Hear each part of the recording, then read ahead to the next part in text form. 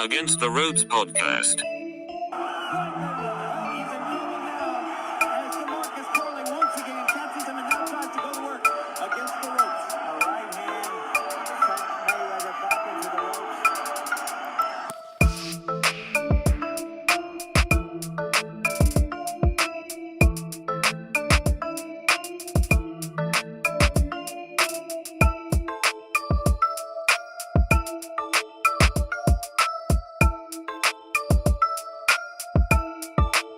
Contra las cuerdas.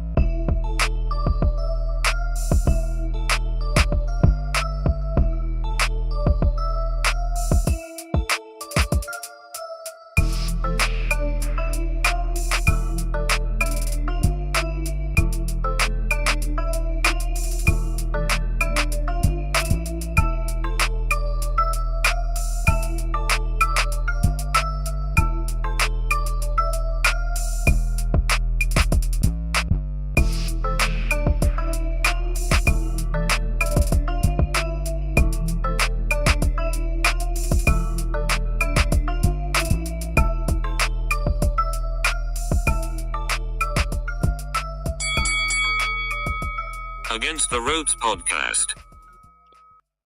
Ladies and gentlemen, welcome back. AtR podcast. Gio Garcia here alongside Christian Mosqueda, back for another episode, back with another live show. Welcome, Chris. Welcome back. Yeah, Gio, a lot of good action in boxing this past weekend. Some fighters surprised me. Other fighters did exactly what I expected. But yeah, man, let's get into it.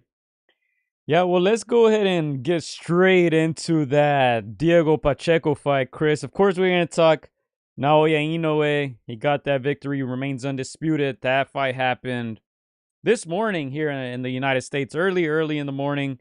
But let's go in chronological order.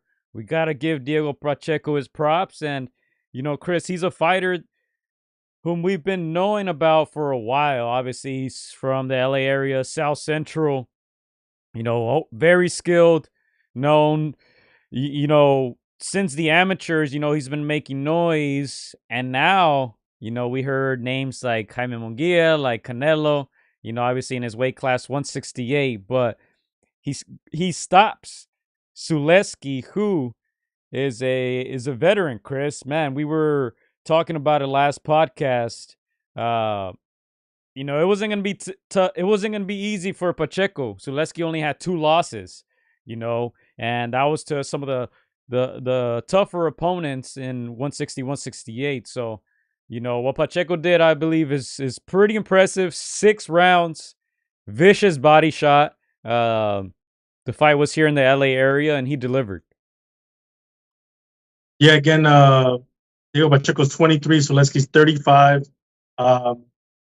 I didn't expect a knockout. I know that Diego Pacheco's got some very good faculties, size, reach, power. I didn't think he was gonna do it against a guy like Sulecki. I thought this is gonna be the first guy that, you know, was gonna test Diego Pacheco. So for him to get a knockout, he do it in less rounds than what Inoue did. Pretty impressive. So I gotta give Diego Pacheco his props. I don't know if I shared this story or I've shared with you off air, but I actually ran into Diego Pacheco months back, Gio, in LA. I actually caught him at a bar, and, you know, boys being boys, I was like, man, what are you doing here? And go home. But obviously, we're just joking and stuff. But I mean, hey, whatever he's doing is working, because he looked pretty impressive in his last outing. Oh man, Chris, not even dry snitching, straight snitching. Man, I'm gonna have to cut that part out, man. But yeah, I remember you told me about that, and I was like, what the heck? Because this was about 2 years ago, right?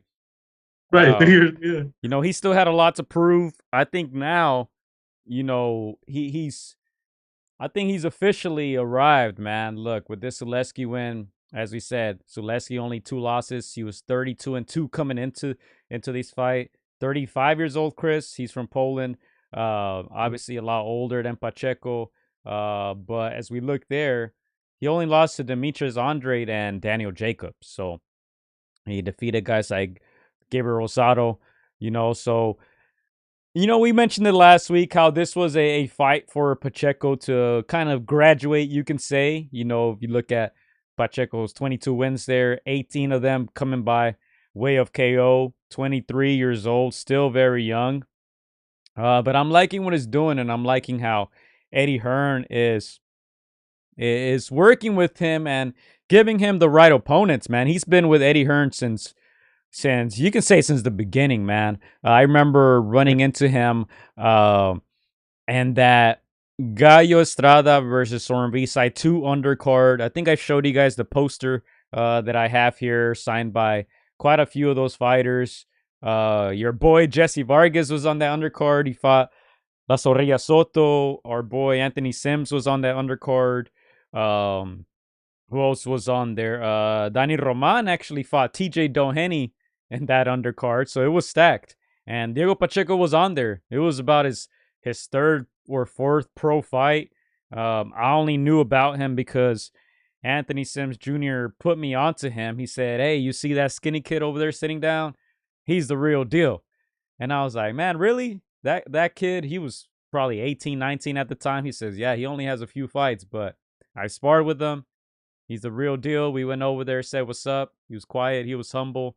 And ever since then, I was paying attention to Pacheco. And as we said now, 22 wins, 23 years old. Eddie Hearn said he wants Jaime Munguia next. They're saying he's going to become the mandatory for one of those Canelo belts. We're assuming Canelo's going to win, right? He still has to get over that test. But, Munguia, I'm sorry, Pacheco, now he's aligned himself to get a big fight, man. I'm pretty happy for him. Great performance. Vicious body shot. He looked good throughout the whole fight. Yeah, I'm not gonna lie to you. I remember when you first started bringing up the name. I was like, at first, I'm always like hesitant to give him the flowers too early. I was like, I mean, he's got the size, he's got the reach, but I was like, too soon, like too young, too soon. I need to see more. And again, like just looking at the age, like he's only 23. This kind of win, these are the kind of wins you expect when fighters are like 25, 26, when they're hitting their prime. But I mean, again, he's doing it at 23 against like you said, a very good veteran, tested veteran. I remember when Sulecki fought Gabriel Rosado, he just out-muscled him. It was just too much. And again, Pacheco was just 23. And if our boy Sims is telling us, like, this kid is the goods, I mean, he's showing it right before our eyes. I want to say, I feel like he didn't even, fought 100% in this fight. I feel like there's still other wrinkles in his game that more composed fighter or higher level fighters are going to bring out of him. So I know, you tell me what you thought of that fight, Gio. Yeah, no, I agree with Big Bro. Pacheco did what he was supposed to, knocking out the smaller, older fighter. Sulecki's a tough guy. He's actually not that small. It's just Pacheco's that. He's big now, you can say, Chris. He's a solid 168-pounder. When we met him and when we would watch his early fights, you would joke, Chris, that he was skinny. He kind of had that dad bod, not a lot of muscle. He started working here in LA with our guy Andy, strength and conditioning, built up a little bit more muscle, and now he's he's kind of moved on from training in South Central. He's actually training with David Benavidez' father. He joined that camp, and we see he put on that solid muscle now. He's strong. He's getting a ton of KOs. Only 4 of his opponents have survived. And he's looking good, man. 23 years old.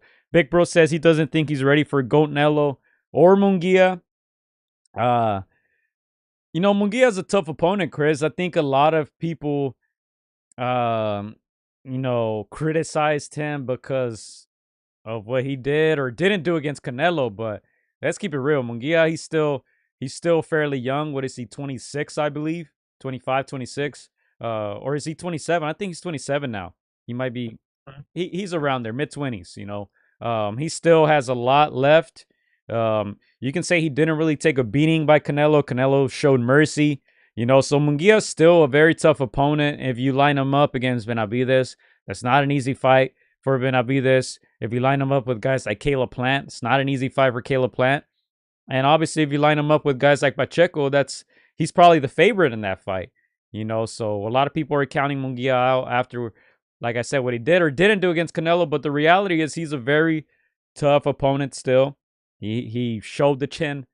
He's shown power throughout his career. I think 168 is better suited for him. So it's going to be very interesting to see what they do with Pacheco next. I don't think he gets Munguia next, honestly. Munguia, who has a fight coming up in partnership with Top Rank.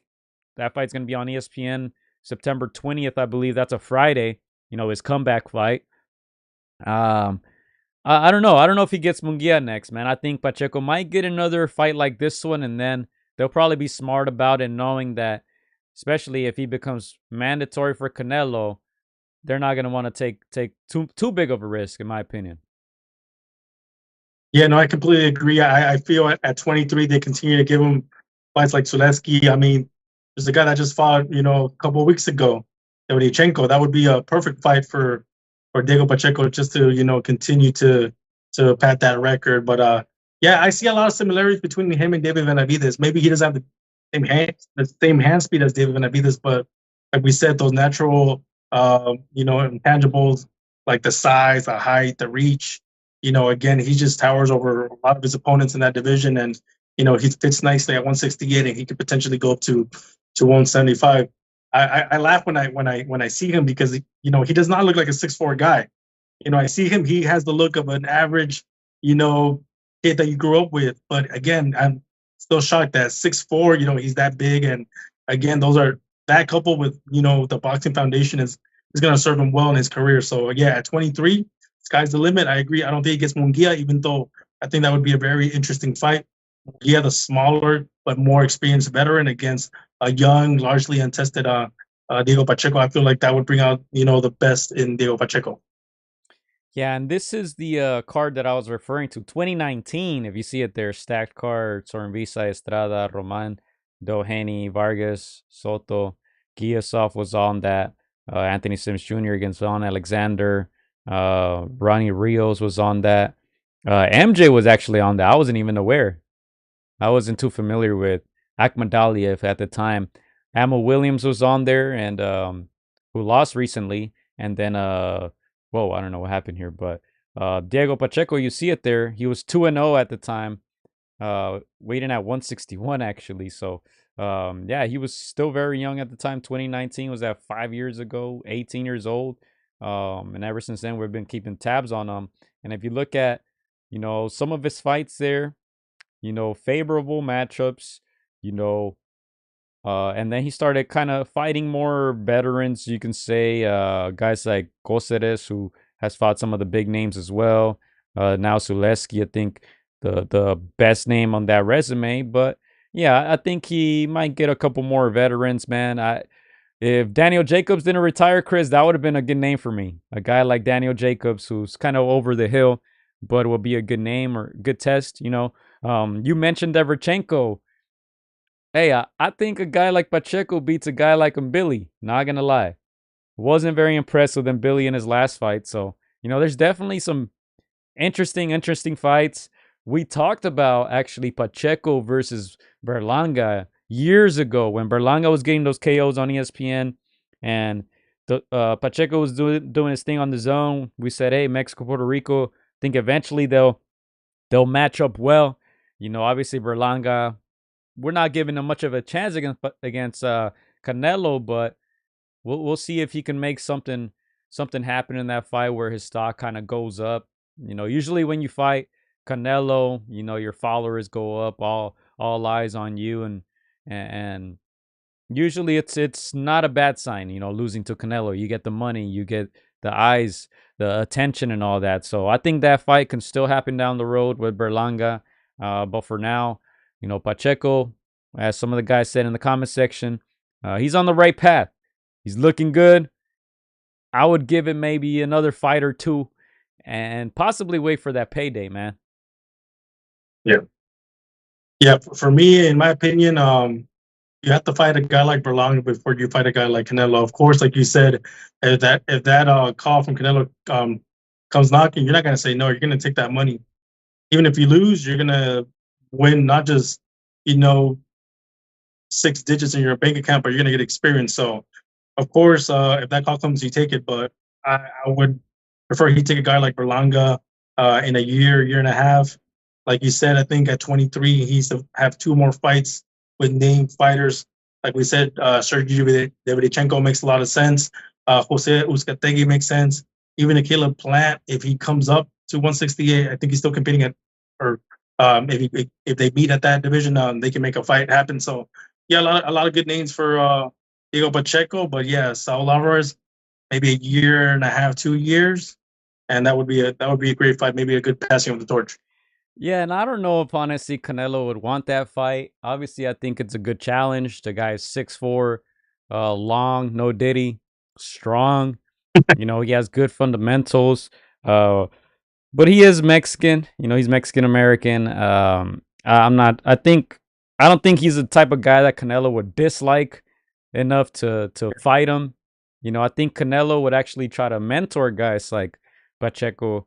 You saw the work that he was doing with Teofimo Lopez, you know, this week. Teofimo posting all types of clips, working with Canelo. You know, Canelo's the type to usually, you know, support the young Mexican champions, whether it's in person, whether it's through social media, you know, in interviews, things like that. So I'm not sure he'll want to fight a guy like Pacheco, but you know, I think what is a possibility is that Jose Benavides Sr. might finally get a crack at Canelo, right? But with the wrong David. It might be David Pacheco, not David Benavides. You know, it was so funny to me to watch Benavides Sr. behind Pacheco during that post-fight interview where Eddie Hearn was saying, yeah, man, he's going to become mandatory for Canelo, and we want Munguia and all this stuff. And I'm sure the Benavides pops was like, what the fuck, man? We want Canelo. I want my son for Canelo, you know, but I thought that was very interesting. If you guys watched that post-fight interview, he's just kind of there in the background. And I don't know. I found that interesting, but yeah, we'll see. We'll see. He's going to get big fights, Pacheco. Yeah, again, I know that there was this narrative that Canelo didn't want to fight Mexicans, and I think he cleared it up where he says that he doesn't want to hurt a fellow Mexican, and we saw that in the 11th round against Munguia where he held that punch back. Again, he wants to give these fighters chances. He just doesn't want to derail them. And again, perfect example. So I don't think we see him against Diego Pacheco unless Diego Pacheco like there's a lot of big names and makes him so worthy to step in the ring with the face of boxing. Again, he's got a lot of good attributes to his game. He just has to follow it up with some big notable names. And one of the names that comes to mind is Andrade or Caleb Plant. So yeah, if he were to fight a big name like that, it would definitely get him closer to a career-changing payday with the face of boxing. Yeah, I like that Andre name. I think he beats Andre. Horrible fighter, as Canelo said. Horrible fighter. I think he beats Andre. I mean, Andre quit against Benavides, his stablemate. He didn't want it. He quit. Quit in that fight. Yeah, again, that's obviously this is a fantasy fight. You're not going to see these guys in the same ring. But who would you favor, say, in a year between Diego Pacheco and David Benavides? Gio? Who would I favor? I'm sorry. Can you repeat that? 1 year. Diego Pacheco or David Benavides? As far as what? Who wins that fight? Wow. Never thought about that. I mean, they're stablemates, so. Yeah. That's a good I fight. said a year. I want to give Diego at least a year to grow a little bit. That's a good fight. I think Pacheco probably has better defense than Benavides, but yeah, I think Pacheco still needs time, man. I think Benavides for the next 3, 4, 5 years, it's gonna be his prime, and he's supposed to be at his best. So, yeah, I don't think I would bet against him against too many guys, unless he moves up to 70, unless he stays at 75, and that's where he's a lot more vulnerable. But yeah, you got to give Benavidez his props. I don't think Pacheco's there yet. I don't think he'll be there in a year. Yeah, again, impressive outing for Diego Pacheco. I'm not gonna lie, I had him in that Anderson kind of lane, or I was like, I need to see some more, or I'm not gonna be impressed. But this is a good outing against not a great fighter, but a good fighter, a good tested fighter in Sulecki, even though he was a little smaller. But yeah, again, to get him out in 6 is very, very impressive. All right. You want to go ahead and move on, Chris? Go. All right, let's go ahead and move on, man, because to a lot of people, the number one pound for pound guy, and we can debate it. And look, Usyk is coming in. No, Diddy. He's coming in December, against Fury. But now Inoue does it again. No surprise, right? I think we all expected him to stop TJ Doheny. You and Big Bro said 5 or under. I said 6. He stopped him in the 7th. Doheny pretty much getting broken down, man. He had good moments. We kind of expected that. He has power, he has experience, but ultimately, Naoya made him say no mas. In Tokyo, Japan, it was too much for Doheny. I saw an interesting clip of him backstage. He was saying he got hit like around the hip area, couldn't feel his leg, so he couldn't go, he couldn't walk. But I saw some images of his ribs too. They're bruised up. Now it's just on another level, man. I think once he gets to 126, not sure he makes it all the way up to 130, but I think that's where we'll start seeing those real challenges. Kind of like Pacquiao, kind of like Canelo. Guys their size. Those fights weren't very competitive. It wasn't until they're fighting these guys much bigger than them where things got a little interesting. Might be the same for Inoue, man, because right now he's dominating, man. He's gone up already, 4 weight classes, I believe, and he's still looking good. I think in the past we haven't seen too many guys who can carry that power with them, man. We just talked about Benavidez. He went up to 75. You can say he struggled a little bit. He couldn't hurt Volstik, who had been inactive for so many years. What he's doing is very impressive, and I think people gotta give him some props, man. Yeah, first let me just say, like, props to Doheny for going past the rounds that me and Big Bro predicted. 7 rounds, respectable, man. Good showing. I tried to stay up, Gio. I couldn't stay up.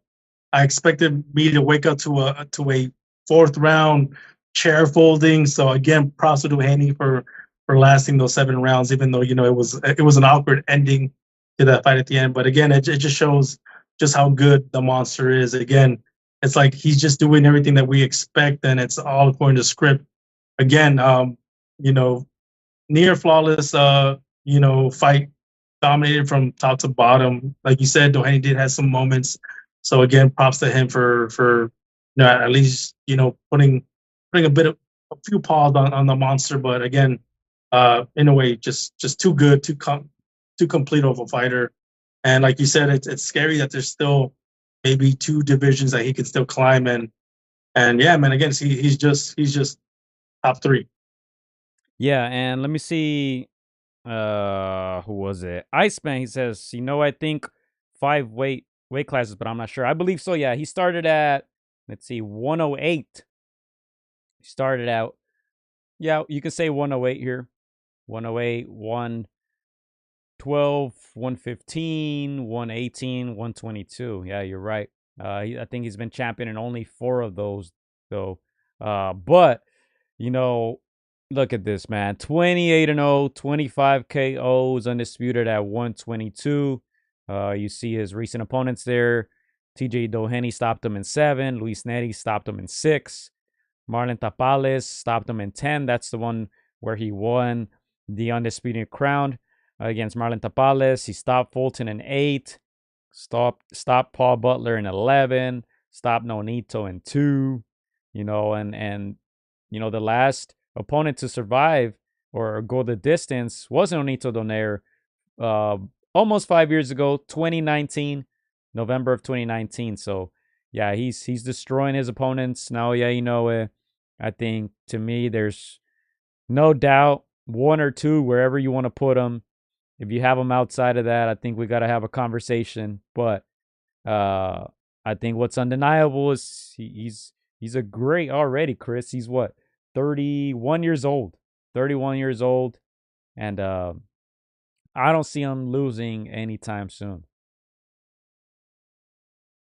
Yeah, like you said, the last guy to make him go the distance was Nonito Donaire, and this is a Hall of Famer. I want to say in his prime, top 3 pound for pound fighters. He is just a well conditioned fighter, and again has all the experience in the world. And we saw what Inoue did in that second fight, completely obliterated him. So again, it just shows the levels that Naoya Inoue has. And like you said, he's no young buck. He's 31. So everything that he's going to accomplish is going to be in the next, 3 to 5 years to see what else he has. And again, I don't think he's going to waste too much time. He's still fighting, 3-4 times a year. Yeah, man. Again, this is one of the greatest fighters of this generation. And yeah, he's going to continue to challenge himself. And we see him going up a division or two. So yeah, we don't want to see him go too high, but we want to see him challenge himself because again, nobody in these fighter divisions are in his level. All right, let's go to some comments here. It's so powerful. He hit TJ in the stomach and broke his back. Punched through him DBZ style, says Big Bro. TJ did better than Fulton, says Iceman. Who does he get next, Sam or MJ? Asks our boy Derek. Big Bro says they said Sam Goodman is next around Christmas. Chris, I like that MJ fight. Akhmadaliev, you've been around that camp. You're familiar with that Joel Diaz camp. They got a lot of fighters from Uzbekistan over there. MJ can box. He's a southpaw. He's powerful. I like that matchup, but man, like I said, I don't see Inoue losing to anyone anytime soon. Not at 122, even 126. I might say. Yeah, again, MJ. When he first came on the scene years back, I was thoroughly impressed with this fighter. I was like, I don't see this guy losing. To me, he was an enigma, and I very disciplined fighter. Obviously, fighter from the eastern part of Russia over there, Uzbekistan. Those guys are hungry when they come here, man. When they get here, it's all they do is breathe and eat, fighting. So again, very disciplined fighter, very dangerous. But Inoue is just he's just truly something else. So, even though they're great, he's a great guy, great camp over here with Joel Diaz. That's a tall order, but if anybody's going to push Inoue to go 7, 8, 9 rounds, it's going to be a guy like MJ. So that's a fight that they respect. They know who Inoue is. They're moving slowly, but I'm pretty sure that fight Gio is going to get made next year. I agree that they're going to go with that fighter that I mentioned earlier, and I can see Inoue getting past that guy, and eventually MJ is going to have to take that phone call, take that fight. He may have to go to Japan because it seems like all those fights are made in Japan. But yeah, man, I see that fight Gio happening next year, and I'm gonna have to say Joel Diaz and MJ are gonna have to have the greatest camp of their life if they want to have a shot at putting a dent in Inoue. Yeah, and you see MJ there. Murajan Akhmadaliev, 12-1, 9 KOs, 29 years old. He did lose a split to Marlon Tapales, so we could have seen that fight for Undisputed, that Inoue MJ. Lost a split to Tapales, defeated Ronnie Rios. I think the one that put him on the map for me was the win against Daniel Roman in 2020. Yeah. That was a split, but and a close fight. But I think that's the one that for me put him on the map. MJ only has 12 fights, so he fought Daniel Roman early on. What was that? 1, 2, 3, 4, 5, 6, 7. His 9th fight it was against Roman. Yeah. But yeah, man, I just can't wait to see Inoue again. If we see him in December, I'd be happy. As we said last week, this was more of a stay busy fight. You fight a veteran with some power. Please your fans in Japan once again. Stay active. Keep racking up those W's. Keep racking up the KOs. Keep racking up the title defenses. But those two. I'm not too familiar with Sam Goodman. I'm gonna be 100% honest. But I do like that MJ matchup, and I hope it happens. I hope it happens. As I said, I think Inoue still wins, but he can only fight whoever's in front of him, and at 126, I think that's where things start getting a little dangerous for Inoue. And again, Gio, when I think of MJ and I think of Madrimov, we see their records. They don't have a whole lot of fights. And I remember, first seeing MJ on TV, maybe 2018, 2019.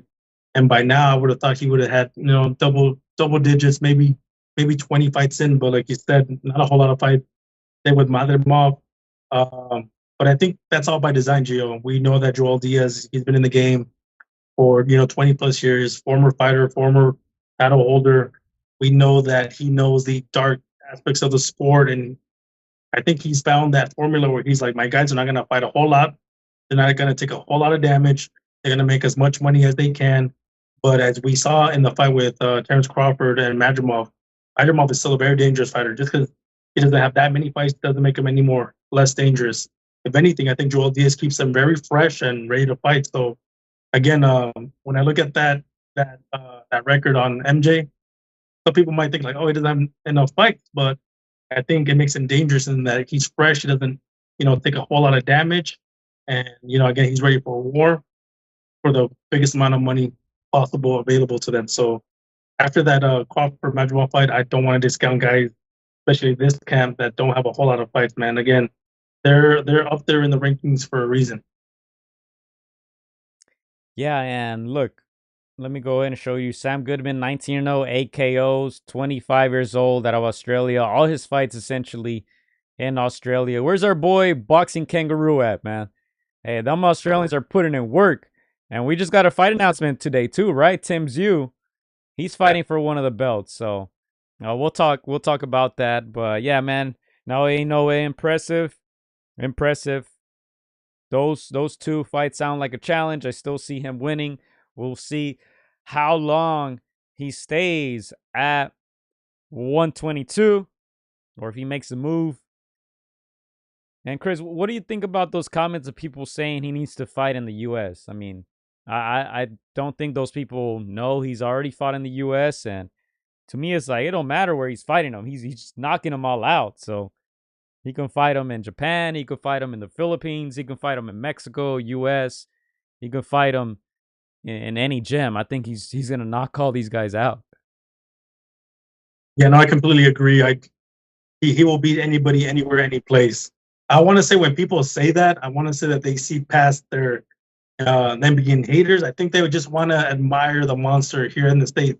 It's kind of hard to travel to Japan, Gio. It's not cheap. It's a pretty penny. So I'm guessing that they really just want to see, a future Hall of Famer, a future great here in the States. And that's how they're trying to entice, the Inoue team to come to the States, man. Because again, he'll beat anybody anywhere. It doesn't matter, man. He'll beat him in England, London, New York, Vegas, anywhere.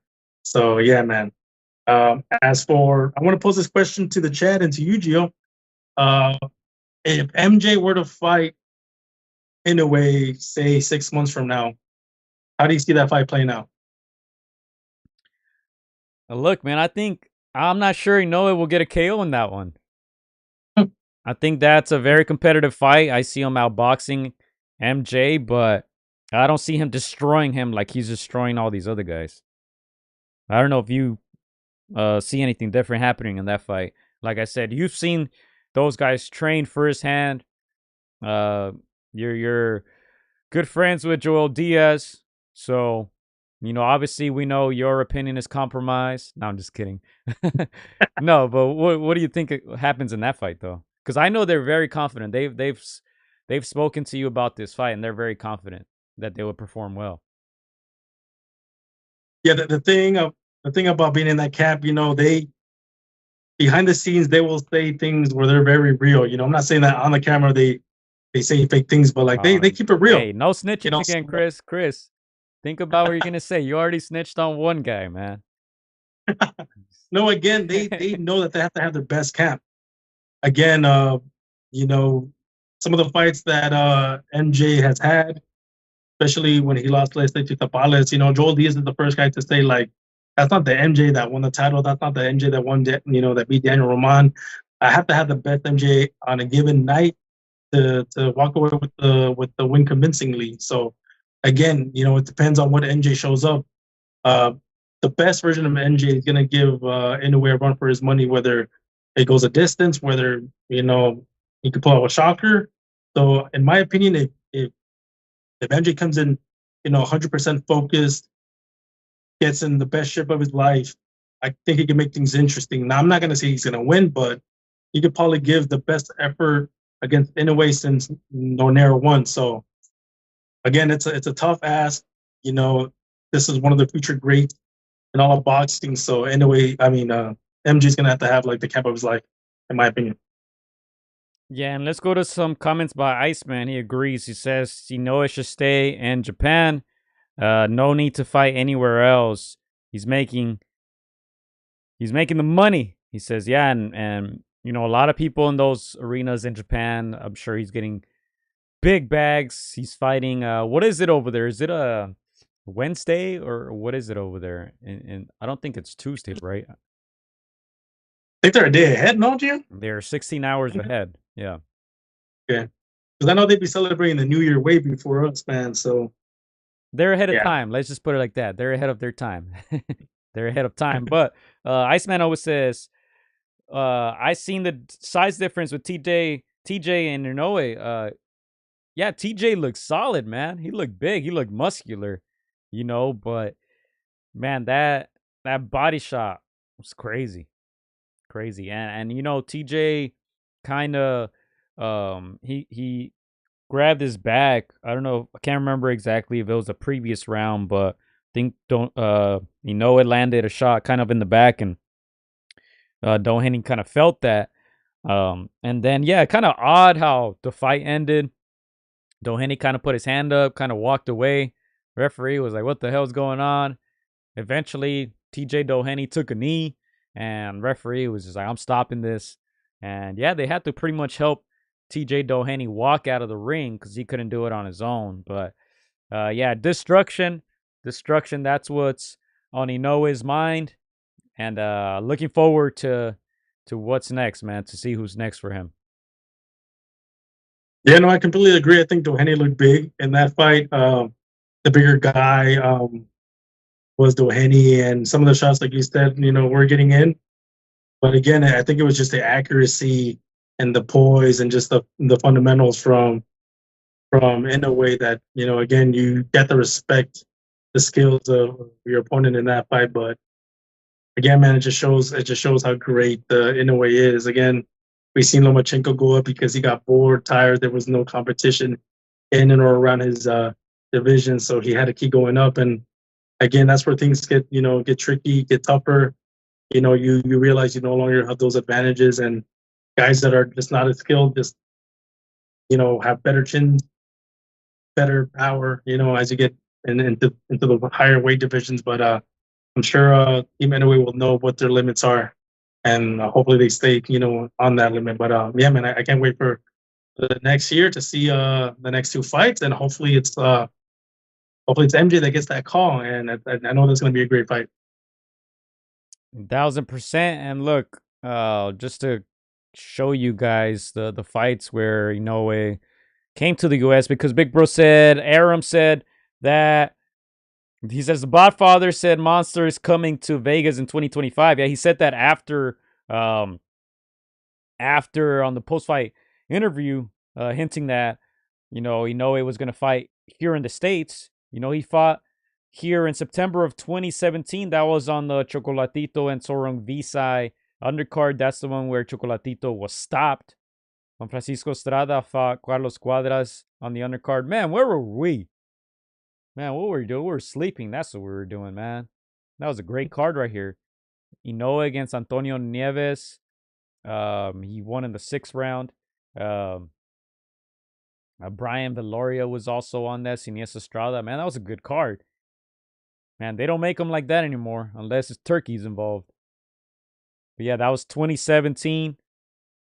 And then he fought twice in a row. Well, he fought Emmanuel Rodriguez in the UK, Glasgow, Scotland. That's a very good opponent. People don't give him credit for that, but 19-0 Puerto Rican champion. He fought Jason Maloney and Michael Dasmariñas in the US back-to-back in 2020 and 2021, which it's tough, man, because look, those two guys don't have a name like that. So are you really getting up for these guys? Or do you really want to travel, 20 hours across the world to go fight a guy like Michael Dasmariñas in the US, where you can just fight him in your backyard in Tokyo, Japan, and probably make more money?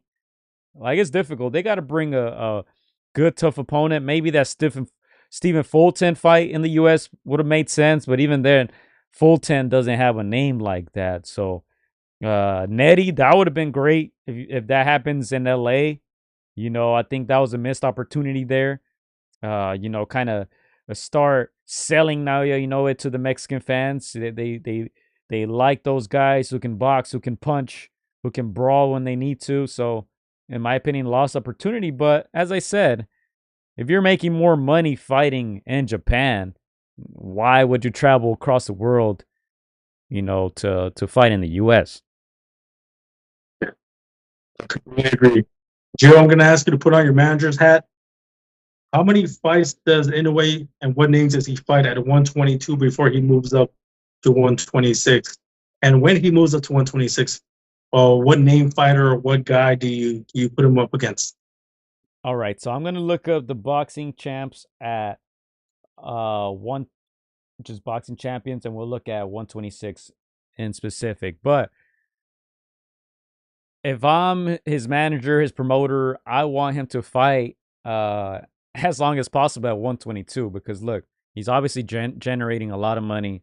He's knocking all these guys out. So if I want to be smart, I don't want to risk him too much. I want him to fight all the guys at 122. He already has all the belts, but he can still wipe all those guys out.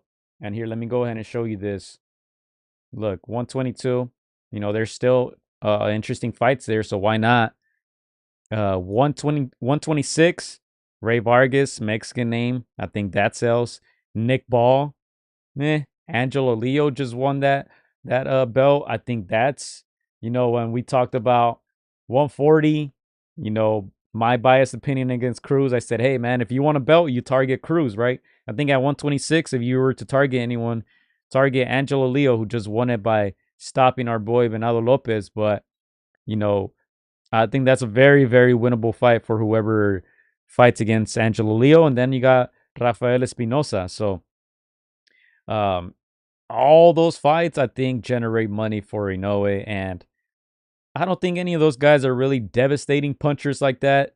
I'm sure El Tren Robesi Ramirez will insert his name somewhere in this mix.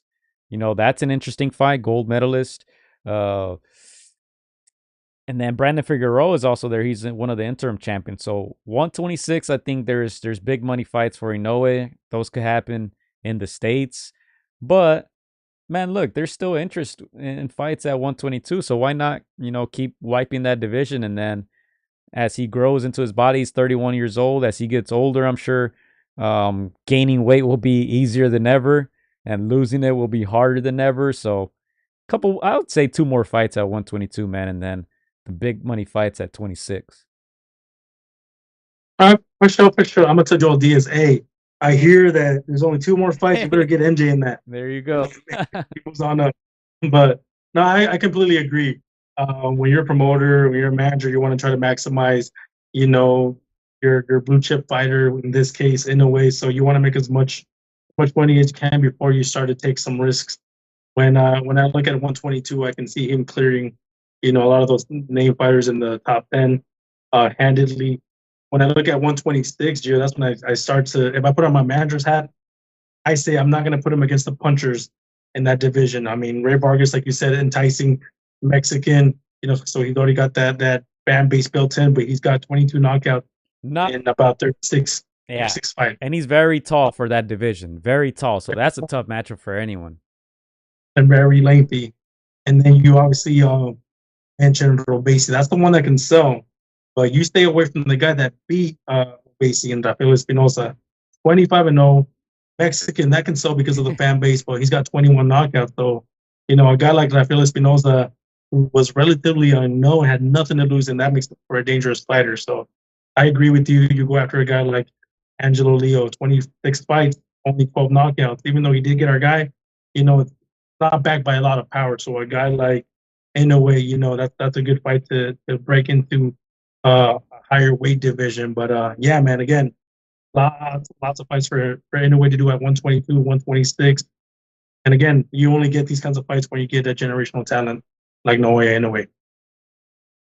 1,000%. And look, people in the comments here, Iceman says, I want to see Nakatani versus Inoue. Nakatani is at 118 right now. All right. Yeah. He's a champion at 118. So if he can make his way up, I think that's a mega fight. And you know where it's going to happen, Chris. It's going to be in Japan, and the haters are going to hate. But that's a big money fight in Japan. That's probably a pay-per-view fight here, man. I know a lot of people are not too familiar with Junto Nakatani or even with Naoya Inoue. You see the criticism that Inoue takes. A lot of people are saying, oh, he's fighting nobodies. Oh, he doesn't fight over here. Man, those people don't know what they're talking about. But, that fight in Japan is a mega fight, man. Nakatani, Inoue's brother, Takuma Inoue, is also a champion at 118. But I do think at 118, Nakatani is the best fighter there.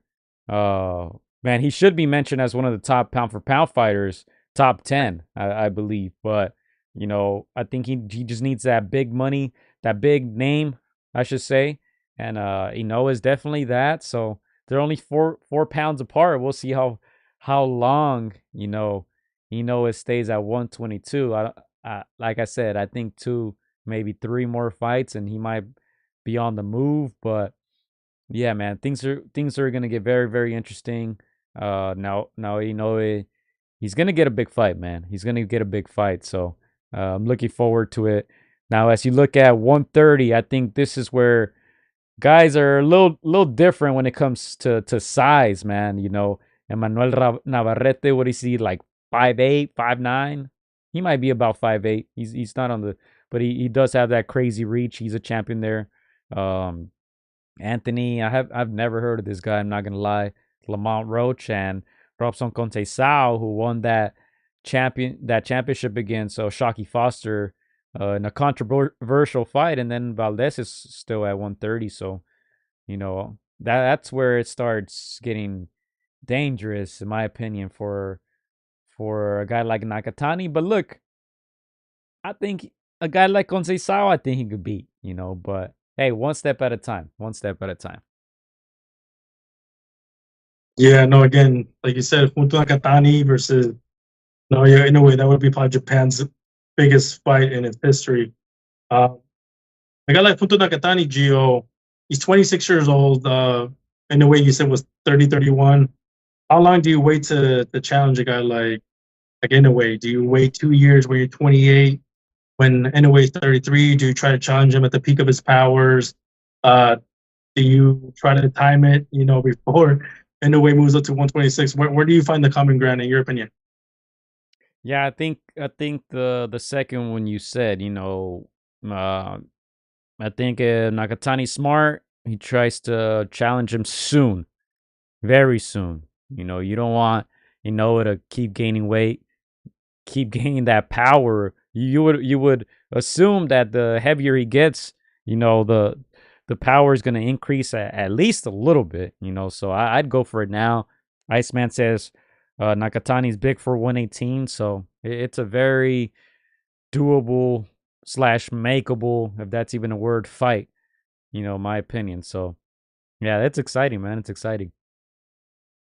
Yeah, I see their size and their styles.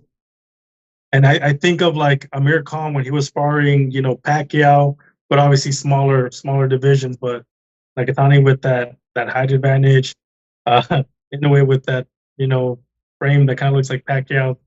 I feel like that's the kind of fight that would kind of materialize if you see the Amir Khan versus Pacquiao sparring sessions. I kind of imagine Nakatani in a way kind of that kind of style meshing out in that sense. But yeah, man, if I'm Nakatani, I try to catch it. And that could be one of the biggest fights. And we've seen him have knockout reels. He's got the power to hurt, anybody in and around his division. So we'll see if that fight ever materializes. We'll love to see it before Inoue gets, falls in love with that 126 division. So yeah, man, we'll see what happens. But yeah, definitely Inoue. The next 2-3 years are going to be very, very fun for us to watch. 1,000%. And let's kind of rewind to some comments here in the live chat. Chris, people are challenging Canelo to a fight, and I'm not mad at it because everybody from 154 all the way to 175 is using Canelo's name, for clout. Why not? Let's get some clout here. Let's get on that train. Derek says he will fight Canelo for $1 million. Let's see. Let me rewind over here. Big Bro says $500,000. I said just give me a 24 pack. What would it take for you to fight Canelo, man? How much would you ask? Would you outprice yourself?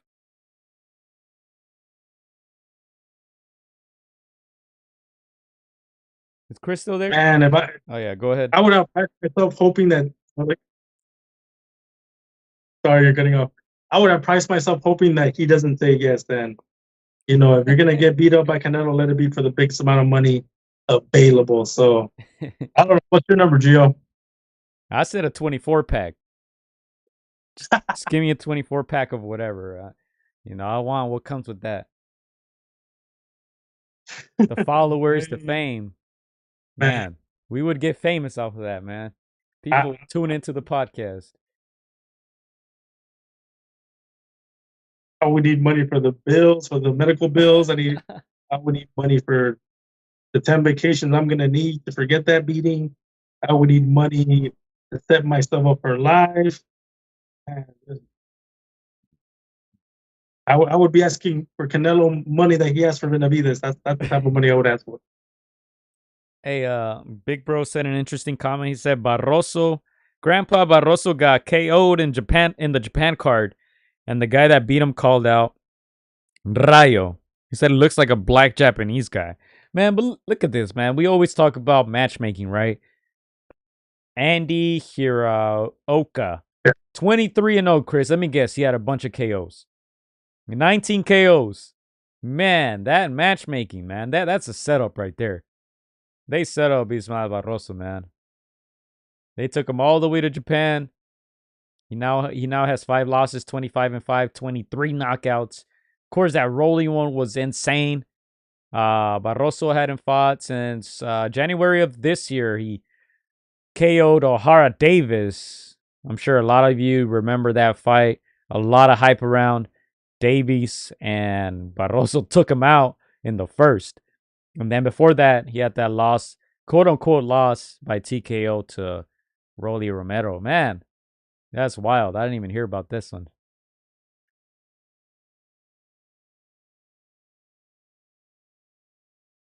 Yeah, I saw that he was fighting a little late, and then I checked the box rec in the morning, and I saw the KO by his name. So I was like, man, Grandpa got.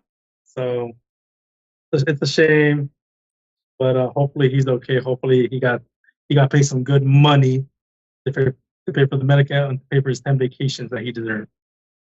Man, that's wild.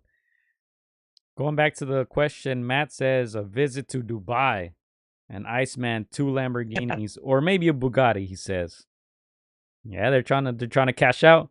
Payday. They want payday. I'll be like, give me 10 front row seats to the next 10 pay-per-view fight, and I'll be set. I'll be set. That's crazy. But yeah, man, I think that's all I have. That's all I had. That's all I had for today. Tszyu, Chris, let me search that up real quick while you think of anything else that you want to mention or any shout outs that you want to give. I'm gonna look up Tszyu's opponent. Now, for me, I'm sure a lot of people, like you mentioned earlier, Gio, they saw, they saw the partnership between Canelo and your boy Teofimo. Obviously that's something that we talked about. That's a good camp for Teofimo to be involved in. We know that the Canelo team, they're all disciplined. They're all about professionalism. They try to minimize distractions because of the professionalism. So that's something that we said in the past that Teofimo needed. We've always alluded that certain fighters, when their head coaches are their dad or family member, that sometimes has its limits, and sometimes they have to seek guidance from the Robert Garcias, the Eddie Reynosos, the Virgil Hunters of the world. And yeah, man, this is something that was a little surprising because for the longest time I felt that the Lopez's wouldn't accept outside help. So it's a great move for them, and hopefully it pays dividends if they continue on this route. What are your thoughts on that, Gio? Yeah, man, I was pretty harsh after Teofimo Lopez's last performance against who, Chris? I'm never saying that name ever again. You can say it. Kangaroo Jack's boy? Oh, Chris, I want to say it. But anyway, against that opponent who was so irrelevant, and he went the distance, couldn't stop him. I said straight up, you need a real trainer. No disrespect to the Lopez pops, but come on, man. I think at the elite world class level, especially they're trying to challenge guys like Crawford, who vacated all his belts at 47, by the way. He's not looking back. He said, Boots who? I'm not fighting that guy. I'm moving up. But yeah, man, if you want to challenge some of those guys, I think they need to get serious with it. And who's more serious than Eddie Reynoso? So yeah, I was kind of glad to see those clips, and we'll see, like you said, if they continue to work together. But here is, and you guys see right here the difference in physique of Inoue and TJ Doheny. Doheny, a little bigger, you can say, more muscular. He did look pretty big in the fight, but let's go here. Let's go here to Tszyu's next fight. Says it's not against Fundora or Crawford.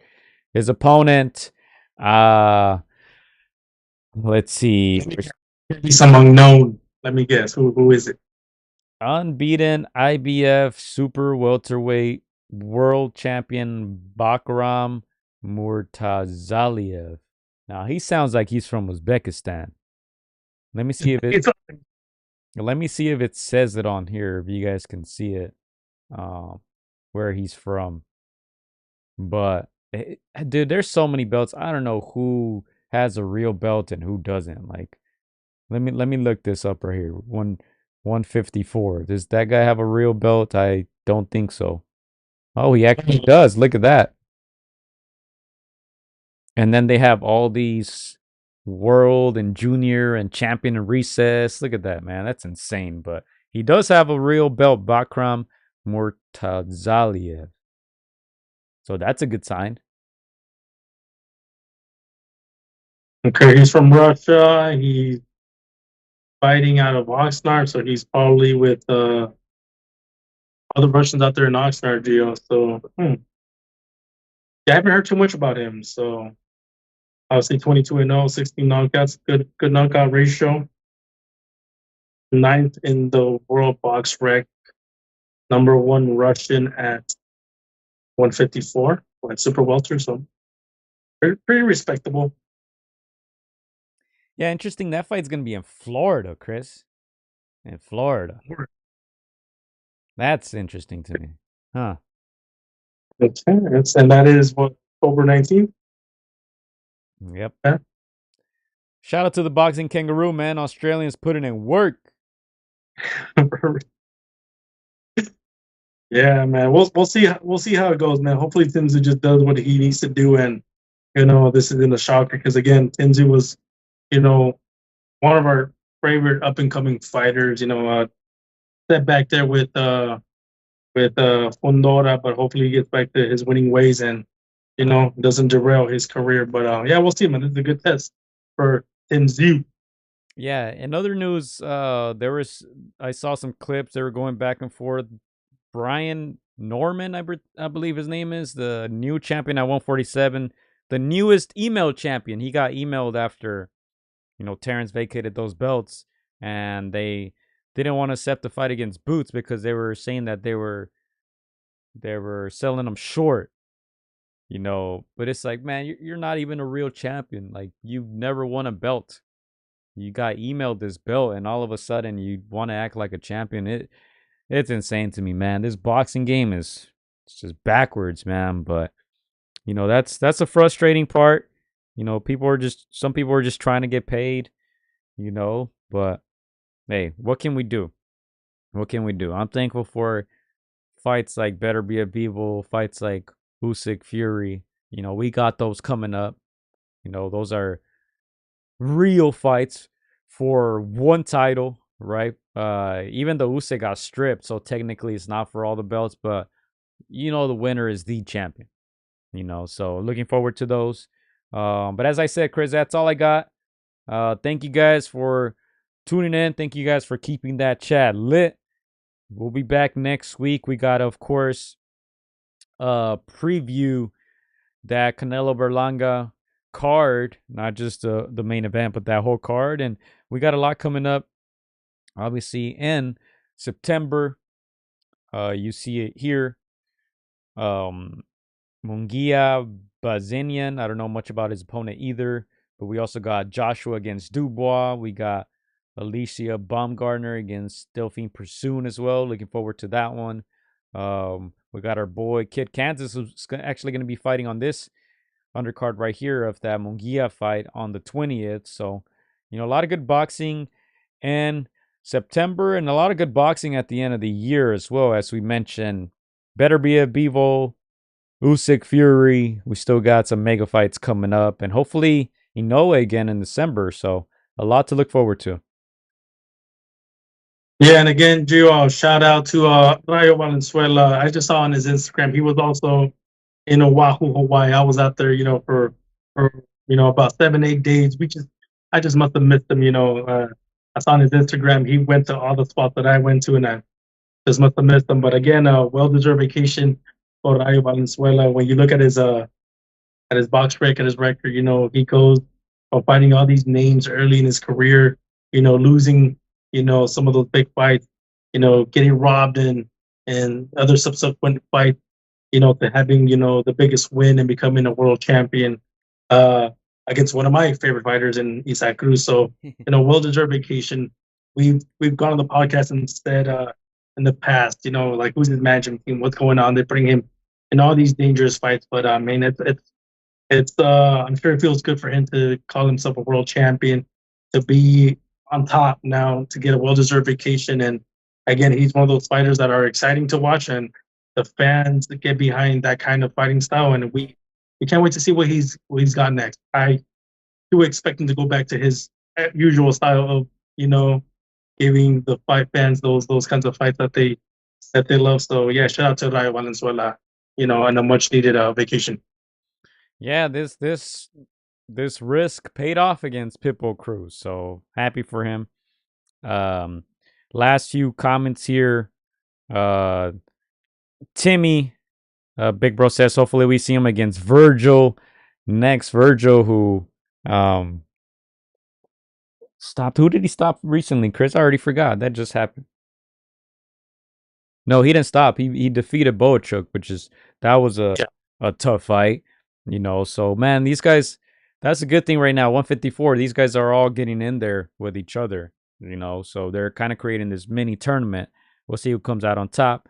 Big Bro saying about the offers that Eddie made Norman. He never made anything close to that, and still turned the fights down with Boots, the multiple offers. So man, nobody wants to get in there with Boots right now, Chris. Crawford just vacated. Norman said no. We'll see. We'll see what happens for Boots, man. He has a title as well, but He got emailed that title. Let's keep it real. You know, he hasn't really beat a champion yet, so I want him to get in there with those top guys. Yeah, again, Boots is a very dangerous guy. There's a reason why, you know, he's a high risk, little reward for a lot of fighters. But I mean, it shows that he's got the skill to be the man in that division for years to come. Yes, sir. And then that's that. That's that, man. That's been the live show. Once again, thank you guys for tuning in. We'll be back soon. Thank you, mates. We appreciate it. Let's go, you blokes. Go Canelo. Week and a half left. Let's go. Shout out to Australia, man. Shout out to Japan. Arigato. The monster. Drinks ready, Iceman. Get the drinks ready. Shout out to the monster, man. I know you watching. Peace, mates. Hola amigos, soy Juan Francisco Gallo Estrada. Quiero mandar un saludo para mis amigos de Contra las Cuerdas. Échenle muchas ganas. Un abrazo, muchas bendiciones. Shout out to Against the Ropes. You know what mine is? Let's box, bitches. It's almost fight night. Shout out to Against the Ropes. Thank you for the support. Keep doing your thing. You're doing a great job. So thank you and best wishes. Huge shout out to Against the Ropes. Shout out to Against the Ropes. Thank you guys for the interview and hope to see you guys soon. Against the Ropes, always doing the right thing. Shout out to Against the Ropes, man. I appreciate you guys for having me, taking the time on y'all day. Against the Ropes, #1. Freddie Roach. Thank you very much.